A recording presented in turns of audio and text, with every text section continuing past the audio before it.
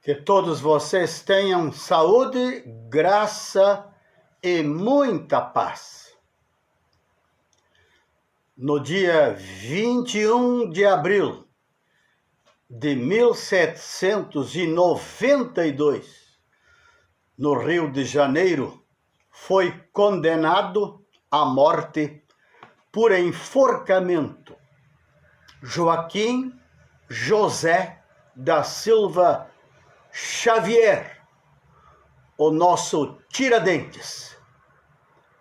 Seu crime foi liderar um movimento que pregava ideias de liberdade e independência dos laços da coroa portuguesa, que explorava o quanto podia a colônia chamada Brasil, com altos impostos sobre a mineração do ouro nas Minas Gerais e o fechamento absurdo das manufaturas de tecidos finos, determinando expressamente a destruição de todos os teares, porque estavam competindo com os tecidos da metrópole. No dia 18 de abril de 1792, foi lida a sentença que condenava os 12 chamados de inconfidentes à pena capital. Como Tiradentes assumiu toda a responsabilidade pelo levante, todos foram condenados ao desterro perpétuo na África, menos ele, Tiradentes, que foi enforcado, decapitado e esquartejado. Sua cabeça, conta a história do Brasil, foi exibida em Vila Rica, hoje Tiradentes, e as partes do seu corpo foram espalhadas por 450 quilômetros entre o Rio de Janeiro e Minas Gerais.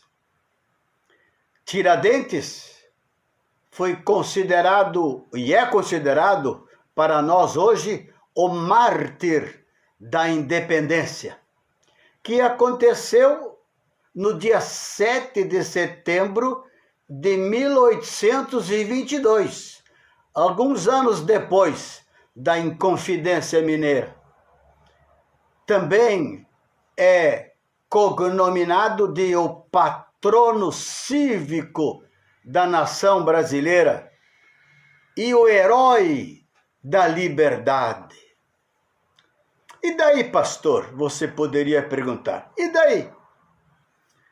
E daí que incomparavelmente, muitíssimo mais importante que Tiradentes, foi aquele que disse: se vocês continuarem a obedecer aos meus mandamentos, serão de fato meus discípulos e conhecerão a verdade, e a verdade os libertará.